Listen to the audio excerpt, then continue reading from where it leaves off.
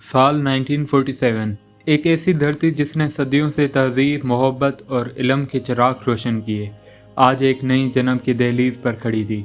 ये वो लम्हा था जब बरे सगीर की मिट्टी पर आज़ादी का सूरज तुलू होने वाला था, लेकिन उसकी पहली किरण के साथ ही बिछड़ने का अंधेरा भी फैल रहा था। 300 साल बरतानवी राज का बाप बंद हो रहा था और उसकी जगह एक नई कहानी शुरू हो रही थी। एक कहानी जिसमें खुशी भी थी और खून भी, ख्वाब भी थे और चीखें भी। यह कहानी है लॉर्ड माउंटबेटन के फैसलों की, महात्मा गांधी की आखिरी कोशिशों की, मोहम्मद अली जिन्ना के अज़म की और करोड़ों लोगों की बिछड़ने की। यह है फ्रीडम एट मिडनाइट, आज़ादी की वो रात जिसने एक कौम को जन्म दिया और लाखों कहानी को हमेशा के लिए बदल दिया। चैप्टर 1, वायसराय का आखिरी सफ़र। मार्च 1947 की एक ठंडी सुबह थी जब एक बरतानवी जंगी जहाज HMS रेनवाइल बहर हिंद के मौजों को चीरता हुआ हिंदुस्तान की तरफ बढ़ रहा था।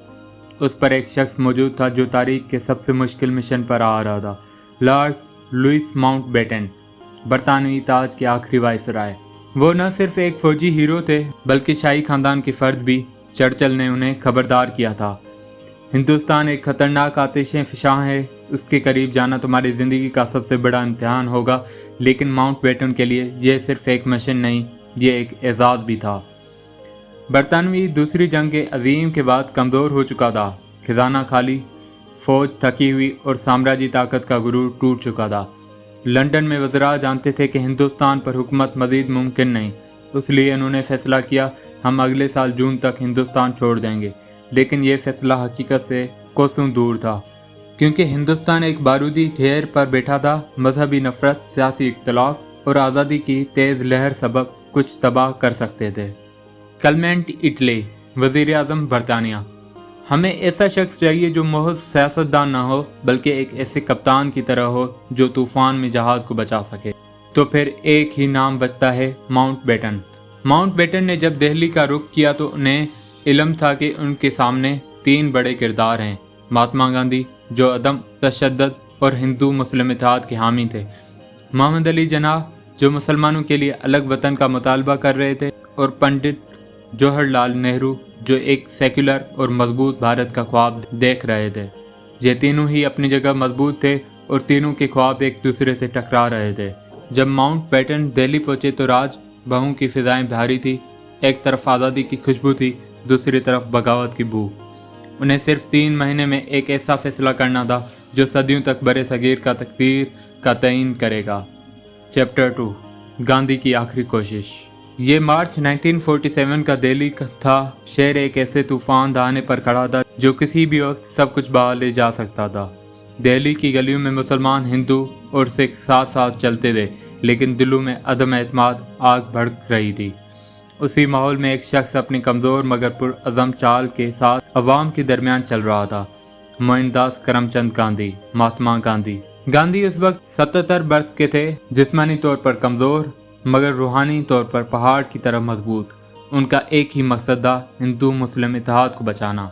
उनका मानना था कि अगर बरे सगीर तकसीम हुआ तो ये इंसानियत की सबसे बड़ी नाकामी होगी। गांधी ने बोला, हिंदुस्तान की रूह एक है, हम सब एक धरती के बेटे हैं। तकसीम ये तो हमारी माओं को 2 टुकड़े में काटने जैसा है। लेकिन हालात गांधी के सोच से कहीं ज़्यादा बिगड़ चुके थे। मुस्लिम लीग के जलसे अलग वतन पाकिस्तान के लिए बुलंद नारे लगा रहे थे। कांग्रेस की रहनुमा उसे मुल्क तोड़ने की साजिश करार दे रहे थे। सड़कों पर झड़पें हो रही थी और दोनों तरफ की इंतहा पसंद अपने अपने एजेंट को हवा दे रहे थे।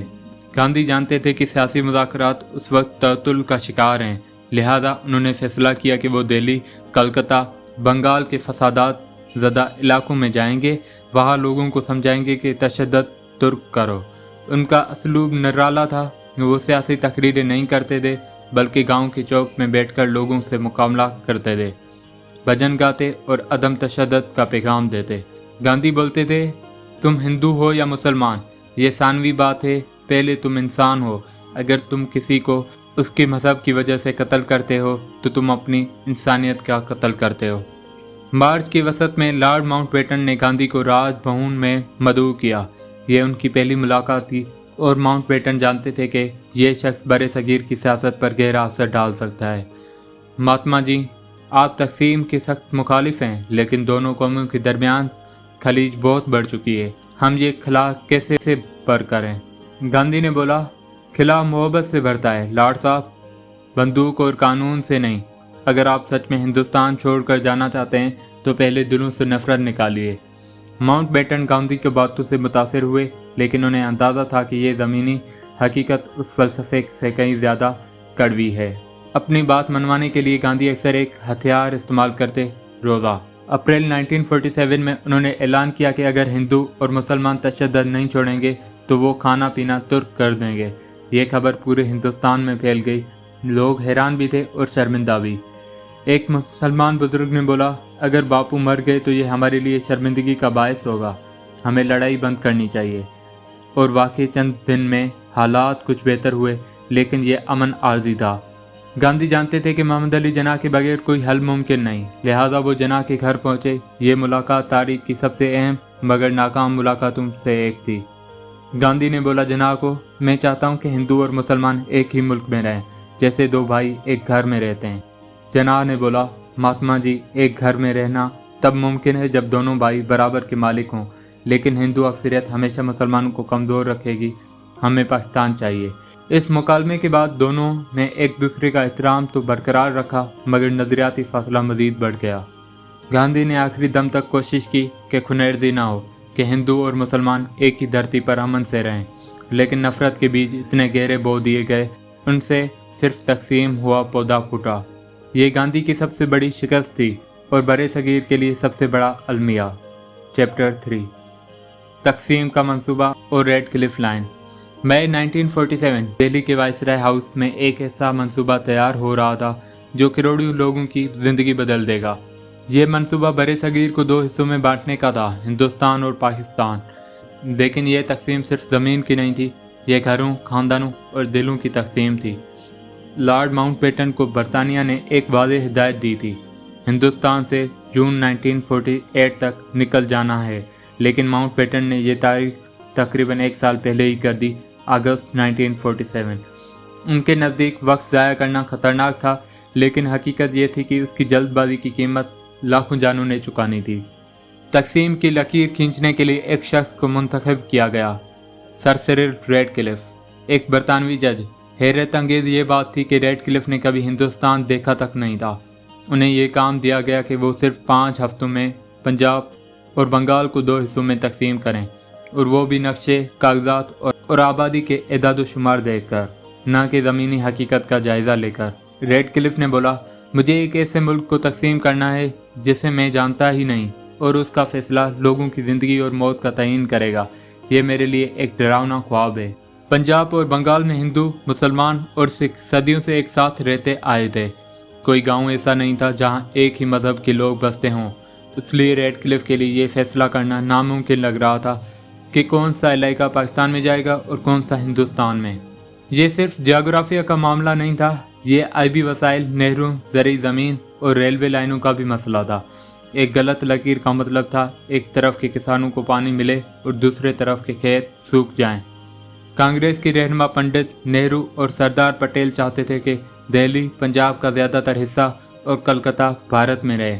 मोहम्मद अली जिन्ना का इसरार था कि मुस्लिम अक्सरियत वाले इलाके हर सूरत पाकिस्तान का हिस्सा बने। दोनों तरफ से दबाव इतना बढ़ गया था कि रेडक्लिफ को बस फैसले में सियासी खुशनुदी के लिए करनी पड़ी, न कि इंसाफ के लिए। 14 और 15 अगस्त 1947 को हिंदुस्तान और पाकिस्तान की आज़ादी का जश्न मनाया जा रहा था, लेकिन एक कड़वी हकीकत ये थी कि रेडक्लिफ का हतमी ऐलान आज़ादी के 2 दिन बाद 17 अगस्त को किया गया। उस ताख़ीर का मकसद ये था कि जश्न में खूनज़ेरी न हो, मगर हकीकत ये थी कि लोगों को पता ही नहीं था कि वो किस मुल्क के शहरी हैं। जैसे ही नई सरहदों का ऐलान हुआ, करोड़ों लोग एक जगह से दूसरे जगह हिजरत करने पर मजबूर हो गए। मुसलमान काफिलों की सूरत में पाकिस्तान की तरफ निकले और हिंदू और सिख भारत की तरफ। ये दुनिया की सबसे बड़ी और सबसे खूनज़ेरा हिजरत थी, जिसमें तकरीबन 1 करोड़ लोग बेघर हुए और 10 लाख से ज़्यादा मारे गए।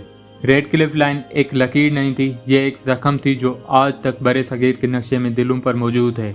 ये लकीर खींचने वालों के लिए महज एक जोग्राफिया हद थी, लेकिन उसके दोनों तरफ बसने वालों के लिए ये ज़िंदगी और मौत का फैसला था। चैप्टर 4, आज़ादी की रात। 14 अगस्त 1947 की रात बड़े सगीर की धरती पर एक ऐसा लम्हा आने वाला था जिसका ख्वाब नस्लों ने देखा था। 300 साल गुलामी का सूरज गुरूब हो रहा था और आज़ादी का चांद तुलू होने वाला था, लेकिन उस रात की रोशनी के साथ अंधेरों के लिए साए भी थे। पाकिस्तान का दारुल हुकूमत उस वक्त कराची था। ये वो जगह थी जहां मोहम्मद अली जिन्ना ने गवर्नर जनरल के तौर पर हल्फ लेना था। शहर में खुशी और जोश का समंदर था। गलियों में हरी झंडियां, घरों पर चिराखां, बच्चों के हाथों में कागजी झंडे। जना का तकरीर। पाकिस्तान का मतलब ये नहीं कि यहाँ मुसलमान अपने अकीदे के मुताबिक आज़ादी से जी सकें, बल्कि यहाँ हर शख्स चाहे वो किसी भी मज़हब या नस्ल का हो, आज़ादी और अमन से जी सकेगा। ये अल्फाज उस नई ममलिकत के ख्वाब थे, लेकिन हकीकत में आने वाले दिन उन ख्वाबों से बहुत मुख्तलिफ साबित होने वाले थे। 15 अगस्त 1947 के नसफ शब को दिल्ली के विधान सभा हाल में जवाहरलाल नेहरू अपने मशहूर तकरीर करने के लिए खड़े थे। At the stroke of midnight hour when the world sleeps India will awake to life and freedom. आधी रात की घड़ी पर जब दुनिया सो रही होगी, भारत जिंदगी और आज़ादी की नई सुबह के साथ जागेगा। जैसे ही घड़ी ने 12 बजाए, लोगों ने एक दूसरे को गले लगाया। आंखों में आंसू और लबों पर मुस्कुराहट थी। रेडियो पर आज़ादी का ऐलान गूंजा और उसके साथ ही नए तराने, नई दुआएं और नए वादे शुरू हुए।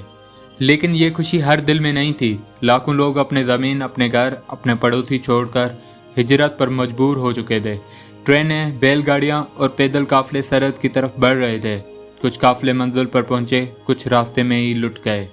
लाहौर में एक तरफ लोग झंडा लहरा रहे थे, दूसरी तरफ गलियों में आग और चीखें गूंज रही थी। अमृतसर में एक तरफ गुरुद्वारा और मंदिरों में शुक्राने की गीत, दूसरी तरफ खाली होती हुई बस्तियां। आज़ादी का ये दिन खुशी और जुदाई का संगम था। लॉर्ड माउंटबेटन दिल्ली में आज़ादी के तकरीब में शरीक थे। उन्होंने अपने दिल में एक अजीब सी कामयाबी और अफसोस का इम्तजाज महसूस किया।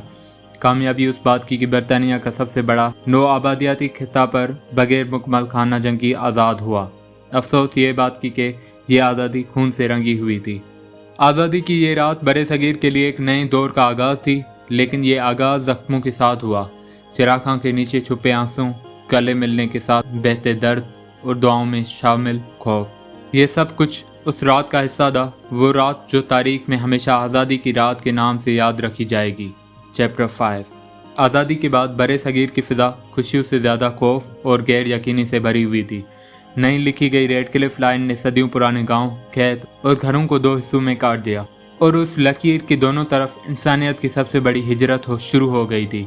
तारीख में कभी इतनी बड़ी आज़ादी ने एक ही वक्त में अपने घरों से कूच नहीं किया था। एक तरफ से तकरीबन 70 लाख मुसलमानों काफिलों की सूरत में पाकिस्तान की तरफ रवाना हुए, दूसरी तरफ 50 लाख हिंदू और सिख भारत की तरफ। ये हिजरत खुशी से नहीं, खौफ से थी। डरी हुई आंखें, कांपते हाथ और दिल में ये सवाल, हम मंजिल तक पहुंच भी पाएंगे या नहीं। ये काफिले सड़कों, खेतों और रेलवे पटरियों पर नजर आते थे, लेकिन उन पर हमले भी हर तरफ से हो रहे थे। बाज़ औक़ात हिंदू और सिख मलेशिया मुसलमानों के काफिलों पर हमला आवर होते। कभी मुसलमान जितने हिंदू या सिख मुहाजिरीन को लूट लेते। ये इंतकाम का वो सिलसिला था जिसका कोई अंजाम नजर नहीं आ रहा था। एक बच्चा रोते हुए बोला, अम्मी अब्बू कहाँ हैं? ऐसे हजारों बच्चियां और बच्चे अपने वालिदैन से बिछड़ गए और कभी दोबारा ना मिल सके। उस हिजरत का सबसे खौफनाक बाब ट्रेन के कत्ल आम थे। लाखों मुहाजिरीन ट्रेनों में सफ़र कर रहे थे, जो सोच कर के रेल उन्हें हिफाजत से मंजिल तक पहुंचा देगी, लेकिन अक्सर ये ट्रेन अपनी मंजिल पर खाली पहुंचती, डब्बों में सिर्फ लाशें होते। उन ट्रेनों को खून की रेलगाड़ियां कहाँ जाने लगी। पाकिस्तान और भारत दोनों तरफ बड़े बड़े मुहाजिर कैंप बनाए गए। यहाँ हज़ारों लोग एक साथ रहने पर मजबूर थे। न पीने का साफ पानी, न खाने का मुनासिब इंतज़ाम। बीमारियाँ फैलने लगी, भूख और थकन ने लोगों को तोड़ दिया। लेकिन सबसे बड़ा जख्म ज़हनी था, अपनों की जुदाई, घर बार खोने का दर्द और आने वाले कल का खौफ। महात्मा गांधी उनके मनाजिर से टूट गए थे। उन्होंने दिल्ली में फसादात रोकने के लिए एक और तवील रोज़ा रखा। लोगों ने उन्हें मनाने की कोशिश की, लेकिन वो कहते थे, जब तक दिल्ली की दिल से नफरत का जहर ख़त्म नहीं होगा, मैं एक निवाला भी नहीं खाऊंगा। उनके रोज़े ने वक्ती तौर पर दिल्ली में अमन बहाल किया, मगर पंजाब और बंगाल की ज़मीन अब भी खून से तर थी। ये फसादात और हिजरत सिर्फ एक सियासी फैसला का नतीजा नहीं थे, ये सदियों की मुनाफरत, खौफ, बदएतमादी के धमाके थे। आज़ादी ने बड़े सगीर को 2 मुल्क दे दिए, लेकिन उसके साथ एक ऐसा जख्म भी दिया जो आज तक नहीं भरा।